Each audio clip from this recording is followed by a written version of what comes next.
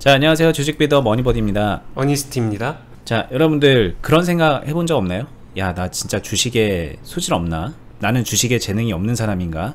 뭐 아니면은 거꾸로 왠지 주식 재능이 있나 보다. 이거 벌써 이렇게 수익도 나고 왠지 느낌도 오고 나 잘하려나 보다. 막 이런 생각들 좀 한두 번씩은 해보셨을 것 같은데, 이번 시간에는 어떤 사람이 주식에 소질이 있는 사람인지 이 얘기를 한번 좀 해보려고 합니다. 여러분들이 착각하는 부분을 좀 걷어드리는 거일 수도 있고, 아니면은 좀 생각했던 부분에 대한 확신을 얻는 시간이 될 수도 있고, 편하게 한번 얘기를 해볼게요. 네, 아마 제가 이 이야기를 드리는 걸 보면은 어찌 보면 뻔할 수 있지만 어찌 보면 의외라고 생각할 거예요. 아마 그냥 일반적으로 중요하다라고 생각하는 것들은 저는 리스트에는 없습니다. 일단 먼저 스포일러를 말씀드리면은 그 외적인 것들을 더 중요하다고 생각을 하는데, 바로 이야기를 해보도록 할게요. 그냥 뭐 번외로 막 그런 얘기 있었는데, 동체 시력이 좋은 사람. 왜냐면은 주식 잘하는 사람 보면은 모니터 여러 개 띄워놓고 막 후가창 막 20-30개 띄워놓고 하는 분도 막 있고 막 그러니까, 네. 아, 그거를 다 보려면은 동체 시력이 좋아야 되고 눈이 빨라야 되고, 그리고 또 매매하려면 손도 빨라야 되고, 뭐 이런 생각을 하시는 분들도 있는데, 그게 이제 잘못 알려진 가짜 뉴스. 뭐 동체 시력 좋으면 주식에 소질이 있다, 이거 가짜 뉴스. 손이 빨라야 된다, 가짜 뉴스. 제 기준에는 후보 군에도 없습니다. 네. 네, 알겠습니다. 그래서 약간 의외일 수도 있어요. 자, 주식에 소질 있는 사람의 유형 첫 번째입니다. 차분한 사람, 욱하지 않는 사람. 이게 첫 번째예요. 제가 생각할 때 주식에 소질 있는 사람. 근데 아쉽게도 대한민국 성향 자체가 우계 민족이죠. 남녀 불문하고 욱하는 성향은 그냥 좀 상대적으로 굉장히 많죠. 그렇군요. 네, 뭐 모두가 다 가지고 있고, 아무리 차분해 보이는 사람도 그런 성향을 가지고 있지 않을까 생각을 합니다. 물론 저도 가지고 있고요. 뭐 버디님도 가지고 계실 테고. 봐온 결과 저도 있잖아요. 네, 각자 정도의 차이는 있겠지만 다 가지고 있습니다. 하지만 그거를, 제가 말하는 건 그 정도예요. 이 욱이 더 큰 사람들 있잖아요. 그런 분들은 좀 불리하다, 주식 투자함에 있어서. 그래서 그것부터, 약간 분노 조절 장애는 되게 안 되겠네요. 네, 이유는 되게 단순해요. 주식 투자에서 굉장히 필수적인 요소가 감정 절제거든요. 나는 원래 욱하는 사람이야, 이런 합리화는 뭐 통용되지 않습니다. 시장에서 나는 원래 욱한다고 해서 시장이 어떤 어드밴테이지를 주지 않아요. 그렇기 때문에 결국에는 얼마나 자신의 감정을 잘 절제해야 되는가, 이 또한 훈련이 필요하고, 이 또한 굉장히 많은 노력이 필요한데, 여기서 성향적으로 차분한 사람들은 조금 더 주식에 소질 있는 사람으로 분류될 수 있지 않나 생각해 봤습니다. 이런 거겠죠? 뭐 주가가 막 올라가는데 막 흥분돼가지고 막 욱하는 건 아니지만 감정적으로 너무 흥분이 돼서 이걸 어떻게 해야 될지 모른다던가, 빨리 팔아버리고 싶다던가, 네, 상상의 나래를 끝없이 펼친다던가, 이런 것도 문제일 거고, 주가가 내려갈 때 또 이제 짜증나가지고 빨리 팔아버리려고 한다던가, 뭐 그런 것도 도움이 안 되니까. 그러니까 한마디로 감정적 결정을 하는 거는 도움이 안 되기 때문에 그런 거겠죠, 그냥. 네, 맞습니다. 네, 요 정도로 하고 넘어가고요, 이건. 네, 그 다음에 두 번째 유형은, 야, 이건 좀 의외네. 네, 배려심 있는 사람, 역지사지.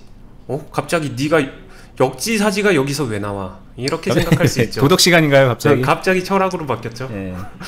여기서 이게 왜 나와? 이럴 수 있는데, 한번 생각을 해보면은, 투자하자, 시장에서 전투를 하고 싸워서 남의 돈을 뺏는 듯한 그런 굉장히 냉철하고 냉정한 세계에서 투자자란 사람이 배려심이 있고 역지사지를 알아야 된다?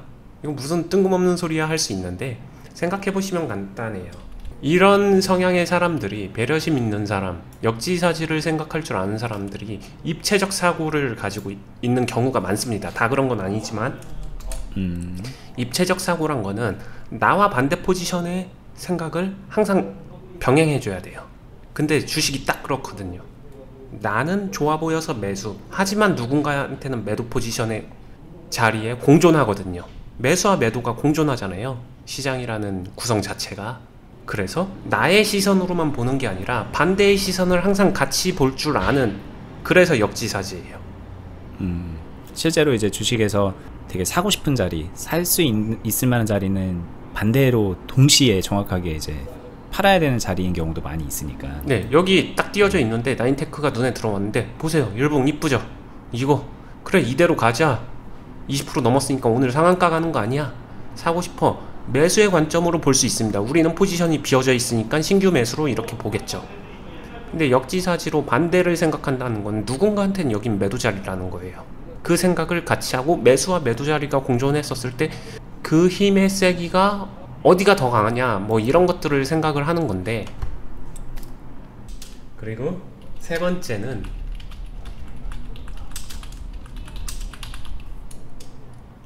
네, 숫자 감각이 있는 사람. 되게 추상적인 단어인데 숫자 감각의 영역인가 계산의 영역인가. 근데 주식 투자란 게 제가 생각할 때는 그런 것 같아요. 감각과 계산의 적절한 이 믹스. 너무 계산적이어도 안 되고 너무 감각적이어도 안 되고. 네. 왜냐면은 너무 계산적으로 가게 되면요, 계산으로 답이 안 나오는 변수값들이 존재를 하거든요. 정확한 정답을 원하는 사람들이 있어요. 아쉽게도 주식 투자에서 정확한 정답은 존재하지 않거든요. 또 계산이 빠진 밑도 끝도 없는 감각으로만 가는 사람들이 있어요. 그것도 안 좋아요. 그거는 진짜 어찌 보면 기도매매죠. 근데 숫자 감각 딱 이거예요. 숫자와 감각 이 두 가지가 잘 조화롭게 이게 섞여줘야 돼요. 이게 숫자랑 감각이랑 그 합성어예요? 숫자도 알아야 되고 감각도 있어야 된다는 얘기인가요? 네, 근데 그거 있는 사람이 실제로 숫자 감각이 있습니다. 저도 전부터 좀 궁금했는데, 네, 뭐 저 같은 경우는 이제 학창 시절에 공부를 좀 해서 수학도 잘했거든요. 네, 근데 그러면 저는 숫자 감각이 있는 사람인가요? 아니요. 저는 그렇게 생각하진 않아요.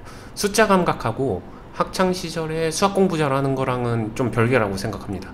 대체적으로 숫자 감각 있는 사람들이 수학을 잘하는 건 사실이에요. 제가 생각하는 수학은 숫자 감각이 없는 사람도 좋은 선생님을 통해서 주입식 교육을 통해서 수학 점수를 높일 수는 있다고 생각합니다. 근데 숫자 감각이 있는 사람과 없는 사람은 이렇게 생각해 보시면 돼요. 수학 공부 방법, 접근 방법이 제가 생각할 때는 두 가지로 나뉘거든요. 한쪽은 수학도 암기 과목이다 라고 말하는 파가 있고, 한쪽은 수학은 이해의 영역이다 라고 말하는 파가 있어요. 근데 숫자 감각이 있는 사람은 수학은 이해의 영역이다 라고 그렇게 얘기하겠죠.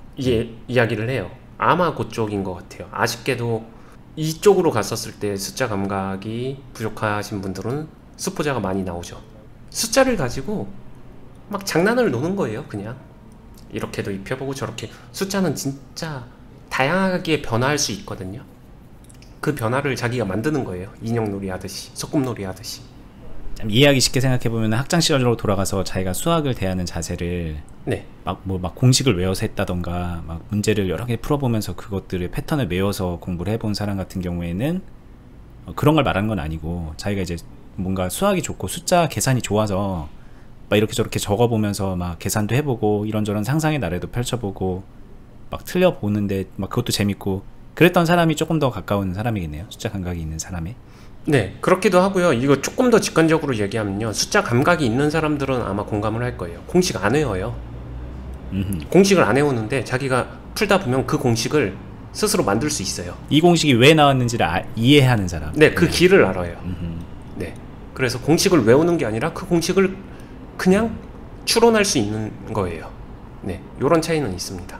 그럼 이런 사람들이 유리한 거는 매매 전략에 유리하긴 해요. 확실히 숫자 감각이 있는 사람들이 그런 면에서 유리해요. 근데 이렇게 얘기 들으면 나 숫자 감각 없었고 학창시절에 수포자였는데 그럼 좌절하고 그러면 나는 주식에 소질 없나 이렇게 생각해야 되나요? 전혀 아닙니다. 제가 말씀드린 거는 이 세 가지는 말 그대로 주식에 소질 있고 조금 더 유리한 성향 또는 타고난 재능이 있다이지, 이 사람들이 주식 잘하냐 무조건 잘하냐 그렇지 않아요. 그럼 마지막으로 가서 제가 생각하는 진짜 주식에 소질 있는 거 말고 끝판왕, 주식에 소질 있는 사람의 유형 말고 그냥 주식 잘하는 사람의 유형, 그냥 끝판왕 하나면 됩니다. 이거면 돼요. 끝나요. 꾸준한 사람이 이깁니다. 무조건. 그 어떤 재능보다도. 이거는 만고불변의 진리예요. 그냥 이 앞에 있는 사람은 잘 할 수 있을 만한 재능이 있는 건데, 이 사람들이 인내심이나 끈기가 없으면요 수익을 못 내요. 분석을 잘한다, 전략을 잘 짠다, 기타 등등에 대한 부분은 무엇을 위함일까 라고 하게 되면 수익 내려고 하는 거잖아요. 근데 저 사람들이 인내심이나 끈기가 없으면 수익을 못 냅니다. 근데 반대로 앞에 거 아무것도 안 가지고 있어도 인내심이나 끈기만 있으면 수익을 낼 수 있어요. 이거 약간 좀 존버타라는 얘기처럼 들려서 좀 구체적으로 어떤 끈기와 어떤 인내심인지가 궁금할 것 같아요. 어떤 상황인지. 주식을 대함에 있어서 물렸는데 존버타고서 10년간 존버하세요 이런 게 아니라, 힘든 상황을 이겨내는 끈기, 힘든 상황을, 좀 짜증나는 상황을 이겨내는 인내심.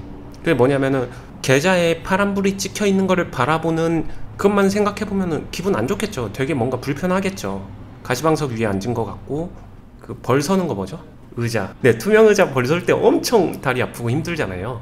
그런 식으로 힘든 상황을 극복하는, 인내하는 끈기. 운동하고도 닮아있죠. 그런 거는 그런 끈기입니다. 뭐 종목이 빠졌는데 무조건 버텨내는 끈기, 뭐 이런 걸 얘기하는 게 아니라, 주식 투자를 함에 있어서 분명한 거는 자신이 원치 않는 상황의 모습을 보는 게 시장의 70% 이상일 거예요. 1년 동안 놓고 보게 되면은 자기가 원하는 그림보다는 자신이 원하지 않는 거를 항상 봐야 되는 일을 하는 거거든요. 투자자가 된다는 거는 매번 빨갛게 여문, 빨갛게 열매 맺는 그런 상황만 나오지 않아요. 실제로 보게 되면은 생각해 보세요. 열매를 맺고서 이거 빨갛게 익어서 수확하는 건 순간이에요.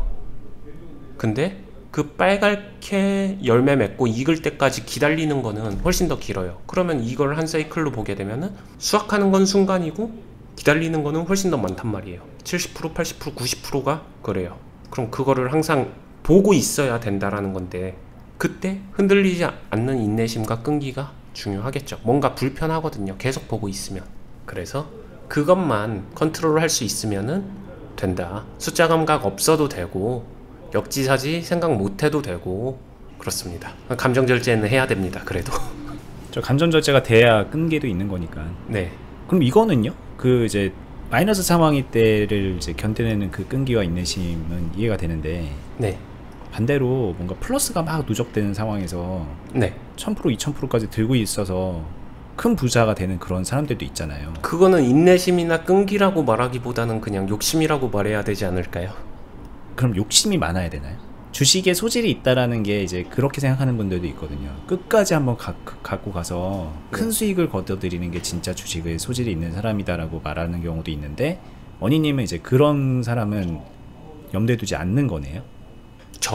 전혀군요. 네, 전혀입니다. 있겠죠. 있겠지만 능동적일 수 없는 거잖아요.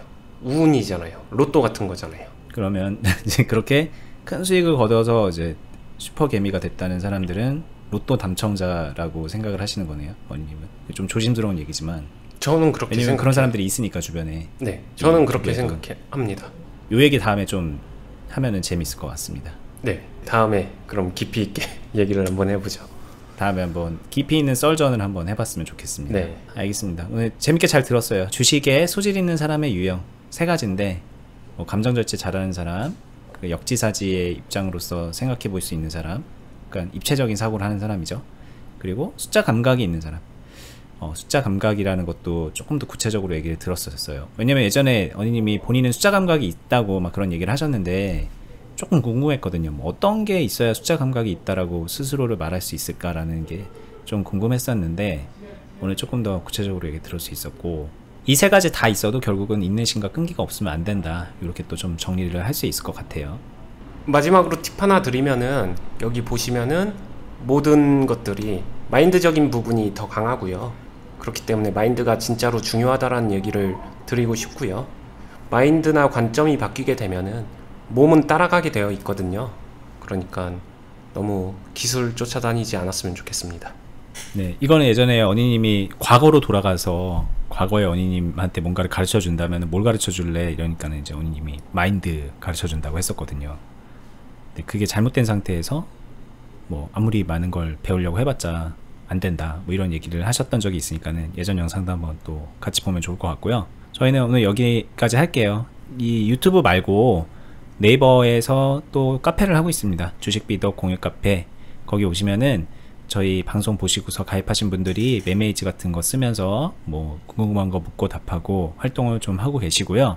그리고 그 카페에 공지되어 있는 투자 클럽이 있어요. 클럽에 오시면은 어니님의 제자가 될 수 있습니다. 그리고 실제 매매를 같이 따라 하면서 수익 활동하고 그리고 훈련하고 이런 것들을 중심으로 해서 경험치와 뭐 지식과 여러가지 노하우를 배워나가는 그런 클럽이에요. 거기 오셔서 함께 하시면은 실력 향상에 많이 도움이 될 거라고 자신있게 말씀드리니까 저희 궁금하신 분들은 여기 영상 밑에 더보기 누르셔서 설명란에 공지되어 있는 그 클럽 공지나 뭐 카페 공지 링크 거기 타고 들어가셔서 확인해 보시면 좋을 것 같아요. 저희는 다음에 더 유익한 영상으로 찾아뵐게요. 도움이 되셨으면 좋아요 눌러주시고요. 채널 구독 알람 설정 해주시고요. 네, 감사합니다. 감사합니다.